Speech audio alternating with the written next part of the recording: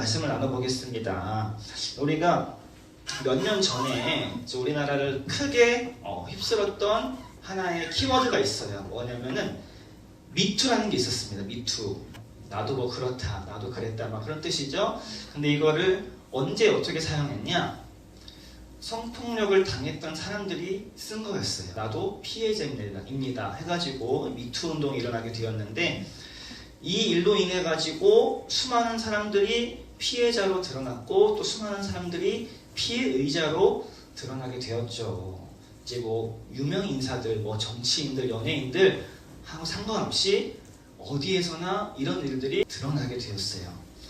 그만큼 우리의 사회가 너무나 어두운 사회였고 너무나 암담한 사회라는 게 드러나게 되었죠. 결코 우리가 보는 평화로운 세상이 아니었다는 거예요. 사회적인 약자들이 소외받고 인권을 유린을 당하고, 권력자들은 자기가 힘이 있기 때문에, 갑이기 때문에 그 지위를 가지고 권력을 가지고 그 약자들을 계속해서 괴롭혔던, 폭행을 일삼았던 그런 일들이 일어났었습니다. 여전히 그 일은 일어나고 있어요. 여전히 우리의 주변에서는 그런 일들이 벌어지고 있어요. 뉴스에서도 매일같이 나와요. 이런 혼란스러운 시대 가운데서도 아직 우리에게는 희망이 있음을 발견할 수 있어야 돼요. 희망. 과연 그 희망이 어디에 있을까? 바로 예수 그리스도, 예수님이 우리의 희망이라는 것이죠. 자, 그리스도인이 예수 그리스도를 본받는 거룩한 삶을 가지고 세상 속에 나아가서 예수님의 빛을 비추며 살아갈 때 세상은 우리를 보면서 그 소망을 갖고 살아갈 수가 있다는 얘기예요.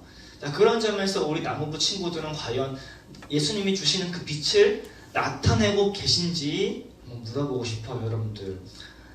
자, 자기 스스로 생각해 보세요. 나는 지금 예수님의 빛을 받아가지고 그 빛을 누군가에게 나타내는 그런 삶을 살아내고 있나. 물론 이 일은 매일같이 일어나야 되는 거예요. 예수님이 다시 오시는 그 날까지 매일같이 그 일이 일어나야지만이 우리가 진짜 예수 믿는 사람으로서 잘 살아가고 있다라고 인정을 받을 수 있는 거죠. 근데 만약에 그렇지 못한다고 하면은 우리는 뭘 해야 되냐? 회개해야 되는 거예요.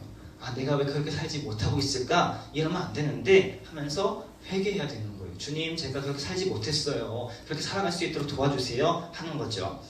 자, 오늘 우리가 읽은 본문 말씀에서는 사도 바울도 성도들에게 이것을 가르치고 있어요. 뭐였냐? 당시 이 바울이 살고 있던 그 당시에 고린도라는 도시가 있습니다. 근데 이 도시는 어떤 곳이냐? 매우 타락했던 도시예요. 매우 음란했던 도시예요. 그때 당시에 고린도가 얼마나 문화가 추악했던지, 얼마나 타락했던지, 다른 도시의 사람들이 누구를 가리켜서 저 사람은 고린도인 같아, 고린도 사람 같아 라고 하는 거는 욕하는 것과 똑같았대요. 그만큼 잘못 살았다는 거죠. 자, 그런데 문제는 그 고린도 교회 안에 있는 그리스도인들이 있었어요. 그 고린도라는 도시 안에 고린도 교회가 있는데 그 안에 그리스도인들이 있죠. 그런데 그 그리스도인들 가운데도 그 고린도 도시의 문화를 받아들이는 사람이 있었다는 거죠. 예수님을 믿으면서 성적으로 문란한 생활을 했던 그런 사람들이 있었다는 겁니다. 죄를 저지르는데 그게 죄인 줄을 모르고 저지르는 거예요. 분명히 그건 죄인데 자기는 죄라고 생각하지 않고 죄를 저질러 버리는 거예요. 누가? 교회 다니는 사람이에요. 교회 다니는 사람은 예수 믿는 사람이기 때문에 죄로부터 멀어져야 되는데 그걸 잊어버렸다는 거예요. 그래서 날마다 죄를 저지른다는 거죠. 그래서 사도 바울은 이제 그 사람들에게 편지를 쓰는 거예요. 편지를 써가지고 그 그리스도인들이 따라야 될 그 거룩함이라는 것에 대해서 가르쳐 주는 거예요. 자, 우리가 이제 이것에 대해서 영어 A, B, C를 통해서 정리해 볼 수가 있는데 한번 따라해 보세요. A는 뭐냐? admit. 뜻이 인정하는 것이래. 인정하는 거. 뭘 인정하냐? 모든 사람이 죄를 지었다는 걸 인정하라는 거예요. 저도 죄인인 거고 여기 있는 여러분들도 나는 죄인입니다라고 인정을 하라는 거예요. 먼저. 자, 두 번째, B는 뭐냐? believe, 믿음. 표현해서 믿음. 자, 무엇을 믿느냐? 예수님이 우리를 대신해서 죽으셨다는 것을 믿는 거예요. 세 번째, C는 뭐냐? confess, 고백이다. 고백하는 거라는 거예요. 고백. 무엇을 고백하냐? 부활하신 예수님을 나의 구원자로 고백하는 거예요. 우리가 이 ABC를 하자는 거예요. 내가 죄인인 것을 인정하고 그 다음 예수님이 나를 위해 오셨다는 것을 믿고 그리고 부활하신 나의 주님을 나의 주님으로 고백하자는 거예요. 이렇게 부활하신 예수님을 나의 구원자로 고백할 때에 내 안에 누가 함께 하시냐? 성령님이 함께 하신다는 거예요. 예수님, 나를 구원해 주셔서 감사합니다. 이런 고백을 우리 마음을 다해 진심을 다해 할 때에 성령님이 우리 마음에 임하셔서 우리에게 예수님 믿는 믿음을 주신다는 거예요. 자, 이렇게 우리는 성령님과 함께 살아갈 수 있어요. 성령님과 함께 살아간다는 건 뭐냐? 성령님이 거하시는 곳이 바로 내 몸이에요. 그래서 내 몸은 주님의 몸된 교회라고 부르기에 우리는 여러분들 한 사람 한 사람이 움직이는 교회예요. 여러분들을 통해서 교회가 소개되는 것이고 여러분들을 통해서 교회가 인정을 받는 것이고 여러분들을 통해서 교회가 비판을 받을 수도 있는 거예요. 여러분들이 어떻게 살아가느냐, 예수님을 믿는 사람으로 살아갈 때에 교회는 칭찬받는 거예요. 아, 저렇게 살아가는 것이 맞구나. 근데 여러분들이 교회다운 모습으로 살아가지 않는다면은 자꾸만 죄를 지으며 살아가면 교회는 어떻게 돼요? 자꾸만 비판받는 거예요. 저게 뭐 교회야 저게 하면서 비판을 받는 거죠. 자, 성령님이 내 안에 거하신다고 했습니다. 여러분들 마음속에 지금 성령님이 계세요. 자, 성령님이 내 안에 거하신다는 것을 두 가지 의미가 있습니다. 첫 번째는 내 안에 계신 성령님이 내 연약함을 도와주신다는 거예요. 나는 할 수 없을 때 내 안에 계신 성령님이 내가 할 수 있게끔 도와주신다는 거예요. 이것을 꼭 믿기를 바래요. 나는 할 수 없음을 고백하면서 성령님 내가 할 수 있게 도와주세요. 이렇게 고백을 하는 거예요. 자, 두 번째, 성령님이 내 안에 거하신다는 것은 내 안에 계신 성령이 근심하지 않도록 해야 되는 것이다 라는 거예요. 근심하지 않도록. 자, 성령님은 지금 내 안에 계신데 나로 인해서 근심하기도 하세요. 어떨 때 근심하는 거예요? 내가 잘못 살 때 근심하는 거죠. 아, 도대체 얘가 이렇게 살면 안 되는데 왜 이럴까? 근심하는 거예요.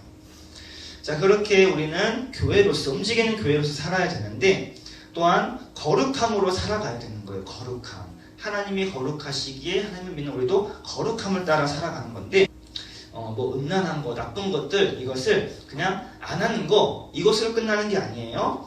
물론 몸으로 행동은 안 할 수도 있어요. 근데 머릿속에는 나쁜 것들이 자꾸만 떠올라요. 그것조차 하지 않는 데까지 나아가자는 거예요. 자, 하나의 이야기를 들려줄게요. 오리라는 동물이 있습니다. 오리에게 신비한 비밀이 하나 있대요. 저도 이번에 처음 알았어요. 자, 그것은 오리가 물에서 헤엄을 치는데 깃털이 물에 젖지를 않는다는 거예요. 여러분들은 물속에 들어가면 어때요? 옷이 젖어요, 안 젖어요? 옷이 젖어요. 근데 오리는 안 젖는데요. 왜 그러냐? 오리의 꼬리 부분에 기름 성분의 물질이 나오는 기름샘이 있다고 해요. 그리고 그래서 자기 그 부리로서 그 깃털을 다듬으면서 기름을 온몸에 바른다고 해요. 그 기름샘에서 나오는 기름을 발라가지고 그랬더니 그 기름 성분으로 인해서 물이 젖지를 않게 된다는 그런 이야기예요. 그렇게 오리는 물 속에 있지만 물에 젖지 않는 동물이다라는 것이죠. 자, 이런 오리처럼 우리 그리스도인 또한 어때야 되냐? 이 세상 속에서 우리가 살아가지만 세상에 젖어서는 안 된다는 거예요. 세상에 물들어서는 안 된다는 거예요. 세상의 나쁜 것들을 받아들이면 안 된다는 거예요. 나쁜 것들은 세상 속에 그대로 있고 우리는 세상 속에 살아가면서 그것을 받아들이지 않는, 거부해버리는 그런 모습을 살아가자는 거죠. 그것을 가리켜서 뭐라 하면 구별이라고 해요. 구별. 저 밖에서 살아가는 우리 친구들과 구별돼서 믿음을 가진 자로서 살아가자는 거예요. 청교도 신학자 존 오웬이라는 분이 내 안에 죄 죽이기 라는 책을 썼는데 그리스도인으로 세워지기 위한 단계 세 가지가 있어요. 들어보세요. 첫 번째, 내 안에 있는 죄를 정직하게 인식하라. 자, 여러분들 마음속에 있는 그 죄된 모습들을 인식하라는 거예요. 아, 내가 지금 죄를 갖고 있구나 생각하라는 거예요. 두 번째, 내 안에 계신 성령님의 도우심을 구하라. 내 안에 죄가 있는 걸 깨달았어요. 근데 나 혼자 이것을 없앨 수가 없어요. 그래서 성령님을 찾는 거예요. 성령님께 구하는 거예요. 세 번째, 모든 방법을 동원해 죄와 싸우라.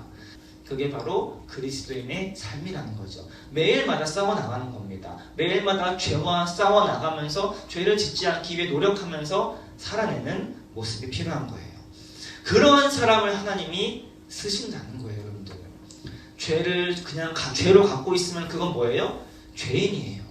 그러나 죄를 갖고 있지만은 그 죄를 저지르지 않기 위해 성령님을 찾고 예수님을 찾으며 죄의 용서함을 구하면 그 사람은 뭐예요? 그리스도인이 되는 거예요. 죄인으로 머물러 있기 위한 것이 아니라 그리스도인이 되고자 이 자리에 나온 것임을 꼭 깨닫기를 바랍니다. 그래서 예수님을 고백하는 거예요. 예수님, 오늘도 나는 죄인이에요. 그러나 죄로부터 용서받기를 원해요. 예수님 도와주세요. 성령님 도와주세요. 그렇게 기도하는 거죠. 또 말씀을 통해 나아가는 거죠.